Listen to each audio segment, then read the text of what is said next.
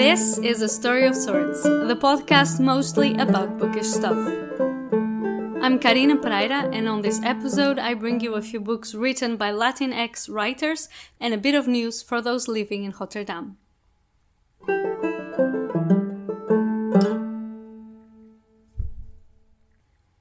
September is Latinx Heritage Month, and although we're almost at the end of the month, I thought I'd share a few books by Latinx writers I have read or have added to my to-be-read, for those who wish to read more books by Latinx writers.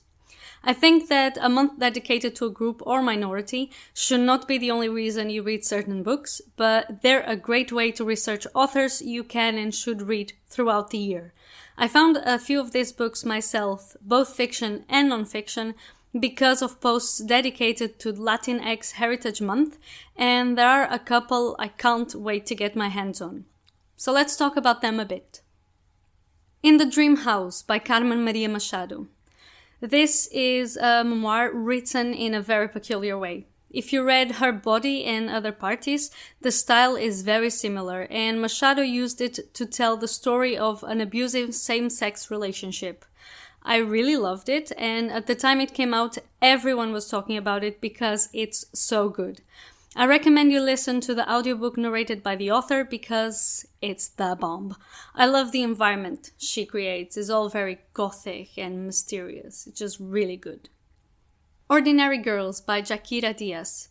This is another memoir I read last year, and besides telling Diaz's life story, it's also an ode to those who believe in us when no one else does, and how that can change a person's life, especially a young person's life and trajectory. It's not an easy or always happy story, but it's super compelling, and again, I can't recommend the audiobook enough. The House of the Spirits by Isabel Allende. I've read this book a few years ago, and it was my first book by Allende. I like her. I also like the mood of her stories and how things that seem impossible are put into the real world. I grew up in a small village in Portugal, so you need to know that many Portuguese people have crazy stories about encounters with the afterlife, and that's why the only horror movies that scare the hell out of me are movies about ghosts. Because even though I know I shouldn't believe spirits exist, I do. I'm a Capricorn and I can be quite pragmatic about things and say, yeah, those things do not exist. But at the end of the day, I'm terrified of them, and you won't see me playing any ghost games or Ouija board because I am not messing with that stuff. As the Spanish say, I don't live in brujas, but they are out there. If the ghosts are just kind of part of the story, however, they don't really scare me, and my favorite stories are actually stories where dead people materialize into our world. So if an author doesn't make it scary and instead makes it matter of fact, I love it. A lot of the elements Allende brings to her stories are just rather entertaining, and this one is a great read.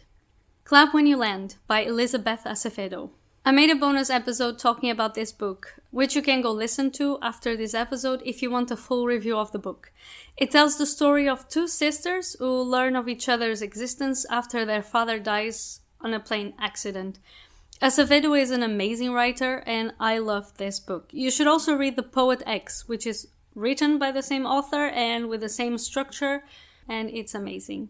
I have read all of the books above, and I loved all of them, but next is a list I've added to my to-be-read, some of which are already in pre-order, and some of which I already own.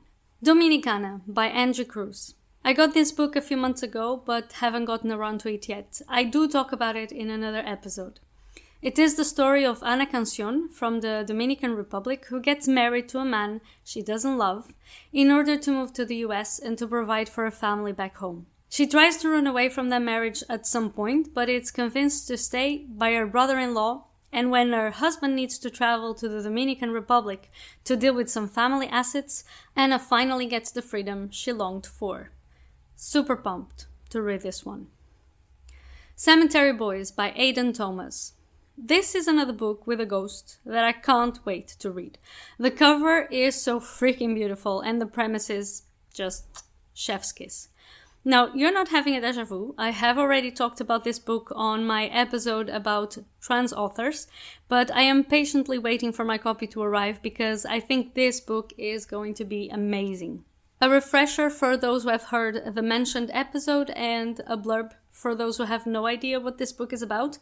It is about Yadriel, who wants to prove his gender to his family by becoming a true brujo. But when he performs a ritual, he ends up summoning the school's bad boy, who wants to find out what the heck happened when he died. So Yadriel has no choice but to help him.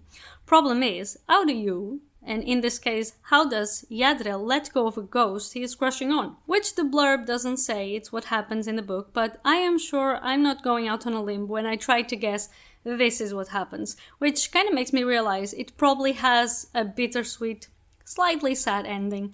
Anyway, still very much want to read it. Mexican Gothic by Silvia Moreno Garcia.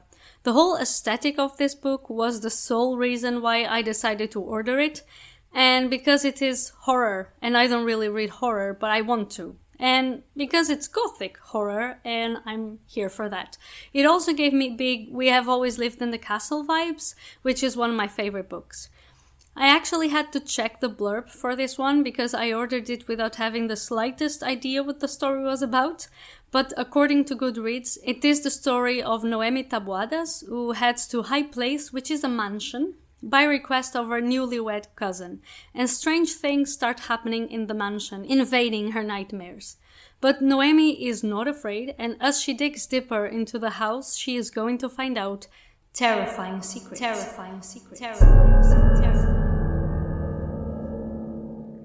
I mean, I don't know about you, but I'm sold. Cantoras by Carolina di Robertis. This is a story which takes place in the midst of the Uruguayan dictatorship and speaks of 5 women and the relationships of love and friendship they develop. It's about queer love in a time when homosexuality is punishable, and it takes place across 35 years. I Am Not Your Perfect Mexican Daughter by Erika L. Sánchez. This book talks about how sometimes one sibling seems to be given the role of filling in another sibling's shoes. Olga was the perfect Mexican daughter, but when she dies, it is Julia, her sister, who seems to have to assemble the family back together while she is broken too. Julia finds out, however, that her sister Olga was not the image of perfection her parents believed her to be. I'm always down for books which depict what parents think perfection should be, and then there's one kid saying, to the hell with it. So to be honest, I'm quite excited about this one too. Afterlife by Julia Alvarez.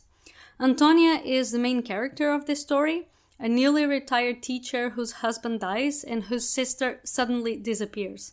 One day she returns home to find an undocumented pregnant teenager on her doorstep. I think this is going to be one of those stories capable of breaking us apart and putting us together, and the book had really good reviews. Furia by Yamile Saied Méndez. This book is set in Argentina, and it tells the story of Camila Hassan, who at home lives under the shadow of a rising soccer star brother, but outside is a fearless, strong and talented soccer player herself. On the football field, she is called La Furia, but when her team qualifies for the South American tournament, Camila knows her parents won't see with good eyes her passion for football. As someone who was called a tomboy my whole life and who was expected to be more feminine, whatever that means, and to like more things for girls than things for boys, whatever that also means, this story speaks to my heart. Gender roles are shite, and I wish parents and society would just let people be. But things are not like that, and stories as these are as relevant as ever. And this is it. This is my list for Latinx Heritage Month. I hope you find some good books in this list, and may we all strive to read diversely year-round. Now, as I said at the beginning of this podcast, I do have some news for the folks living in Rotterdam. Those who follow me on Instagram already know what this is about, because I have already made a few posts talking about it, but there are 2 new book clubs in town, hosted by the indie bookstore Bos and de Jong and by yours truly. One of the book clubs is called Nieuwe Taal, and it's aimed at those who wish to improve their Dutch. We will read Dutch books with simpler language and meet to talk about the books in Dutch without fear of failure or any shame. We all make mistakes. I will be hosting it and I make many mistakes, in life in general, but in language specifically. But we can all learn and improve together by doing one of the most fun things out there, which is reading.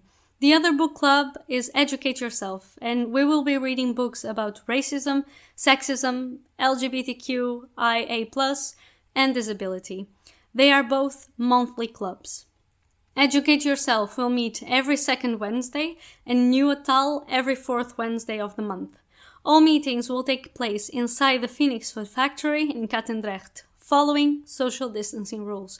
To attend, you can simply buy the book at Bos en de Jong, or you pay what you can. The first meeting for Nieuwe Taal is on the 30th of September, where we will check who is interested, what is the reading level of most attendees, and we will introduce the first book we are planning on reading, which, for those interested, is Welkom bij de Club by Thomas van der Meer. I loved that book, and I think the writing and the title are perfect to kick off the book club. If you wish to join, there's a link with all info at linktree/Carina Pereira, or you can send an email to info@bosendejong.nl. I'll leave the links on the show's notes. I will be back with another bonus episode in 2 weeks. If you have enjoyed this episode, feel free to subscribe, leave a review, and come find me on social media via linktree/Carina Pereira. I'm on Instagram and on Twitter under A Story of Sorts. I'll talk to you in 2 weeks.